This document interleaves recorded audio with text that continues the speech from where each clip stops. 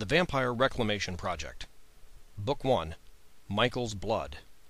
S.S. Bazinet, Renata Press, Albuquerque, New Mexico.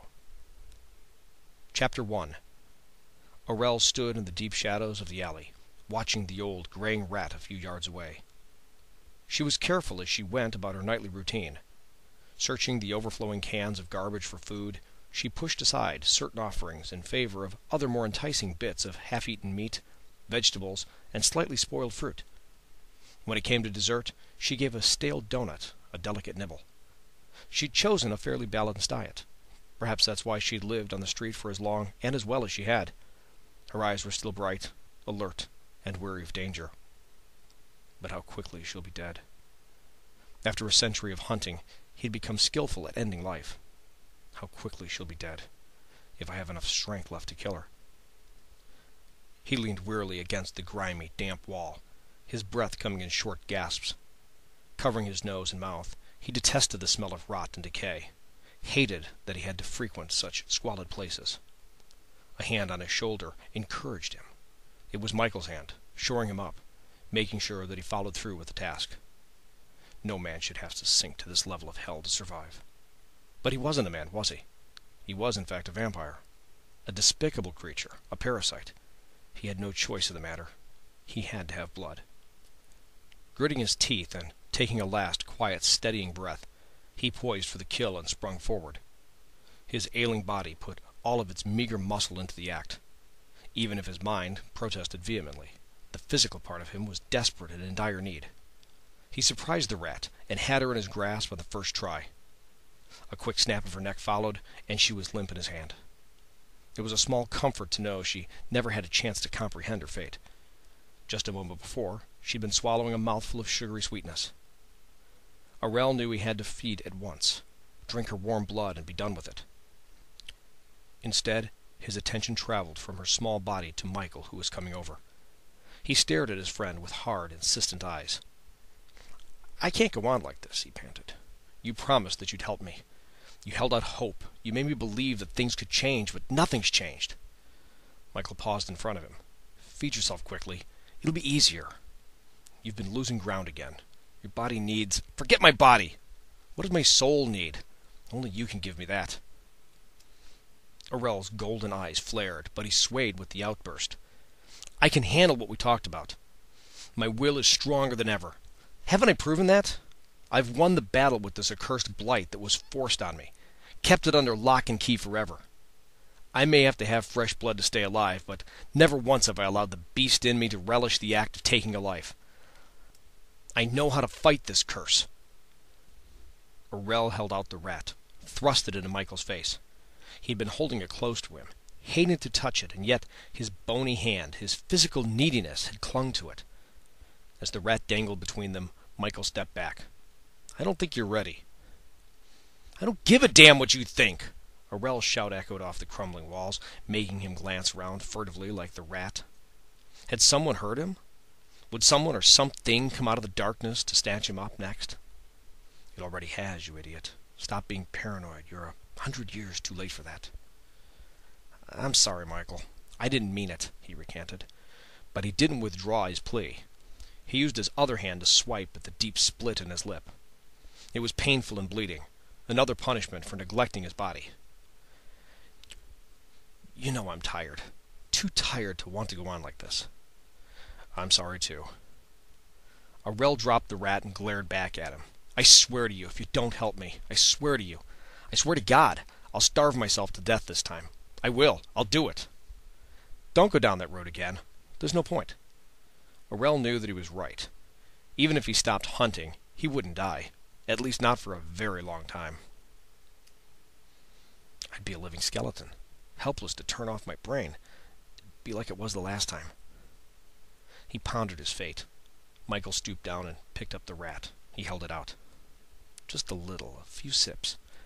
Arel stared at it, his stomach twisted inside, gnawing at his own emptiness, demanding he do something to stop its torment.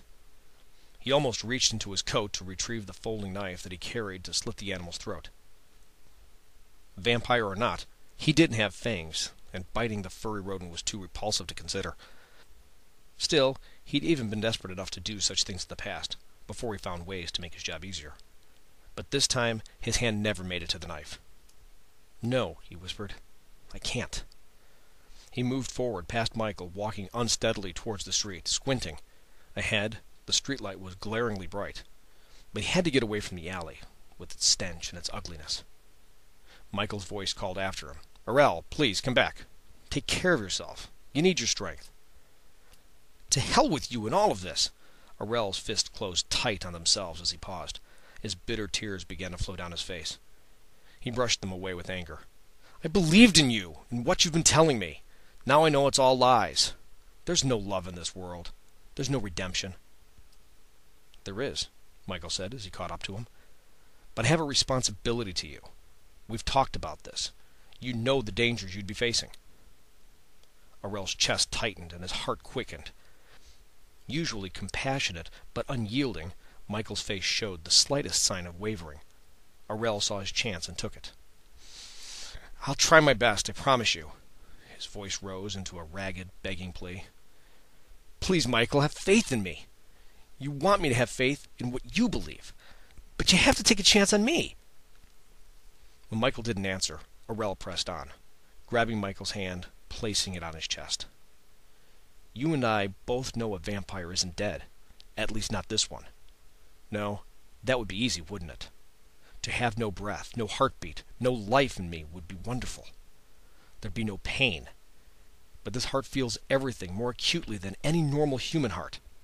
I can't stand the torment any longer. Help me!" "Don't you think that I want to? That I'm trying to?" Michael paused. His pale blue eyes traveled over Arel's wasted form. After a moment, his gaze intensified. "Wait here. I have to take care of something," he said and stepped away. "What?" Arel's breath was cut short as Michael walked briskly back into the inner depths of the alley. Clearly he'd failed Michael's test. What more can I say? What more does he want from me? He tried to swallow the bile rising in his throat. A hopeless gloom settled over him as he moved towards the street again. He tried to shade his eyes and wished he'd brought his sunglasses to shield them from the brilliance of the fluorescent lamp ahead. How many people on this earth need sunglasses at night? Had the curse made his eyes ultra-sensitive? His senses were acute, but that wasn't what bothered him now. No, the light frightened him. The light exposes you. Others can find you and hunt you down like that rat. The only light he didn't fear was Michael's light. He'd glimpsed it once or twice when Michael's body seemed unable to totally contain it. But his light wasn't of this world. If he could align himself with Michael's light, it would enfold him in a sheath of protection forever. If Michael helps me, I'll be able to disappear into that light, where no one will be able to find me. When Michael returned a few minutes later, Arel realized why he'd gone back into the shadows. He tended to the dead rat, thanked her for her sacrifice as he always did. "I'm sorry that I killed her for nothing." "It's okay," Michael said, smiling at him. Arel caught a glimpse of movement in the alley. A small form scurried about, seeking a place to hide. Michael had reversed the hold of death, giving back what Arel had taken. "Help me like you helped that animal. Restore what's been taken from me," Arel said, springing forward, grabbing at Michael's shirt, clinging to it with his trembling fingers. "My body lives on, but there's nothing here for me but days of emptiness and hellish nights. Help me find some measure of peace." Michael's face turned somber and exacting. "There are no guarantees with what I can give you." His words and the warning behind them filled the damp night air. Promise and peril hung suspended, waiting as Arel closed his eyes, connecting with the caged creature within. "I'll do anything to rid myself of this abomination." "That's not good enough." "It's good enough for me. It's my life, and I want it back." "You won't be able to cage what will be loosed in you this time, dear friend. You talk about it as if it's a demon. Not a demon, but a force that won't let anything stand in its way.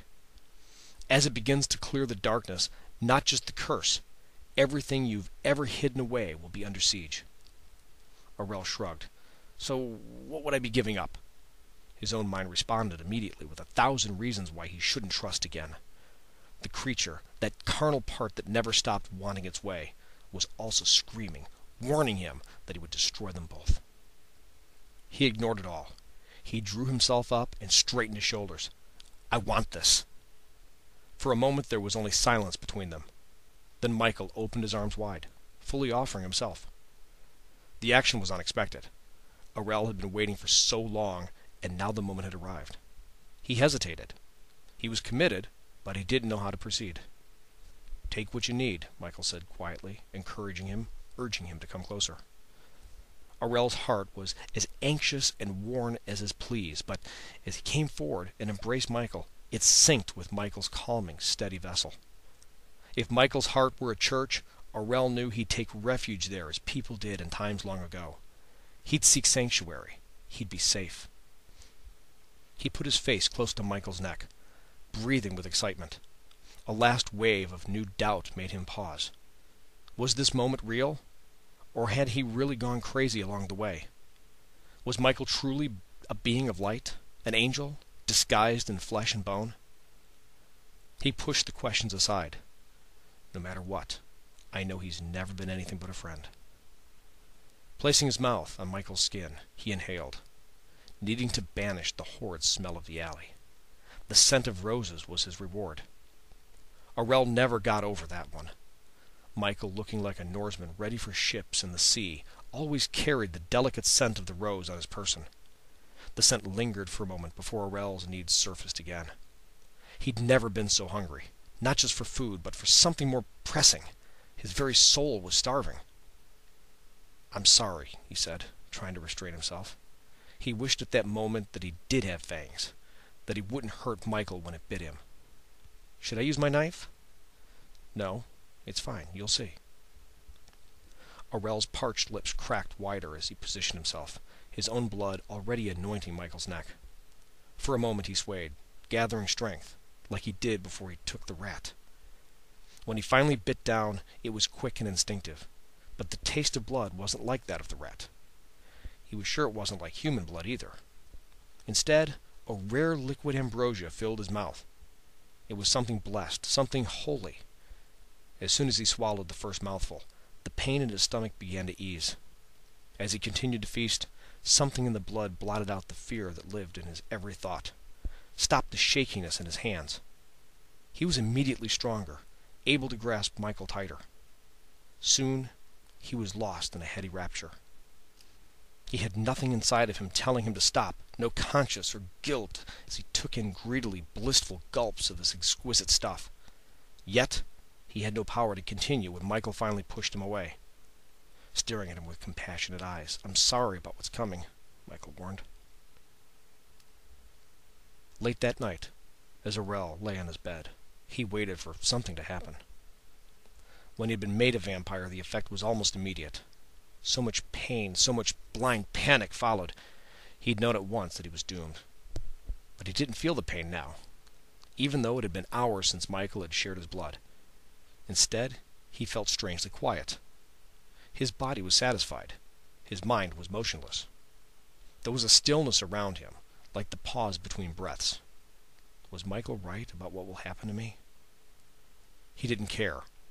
For the first time that he could remember, he was able to stretch out his taut muscles and relax.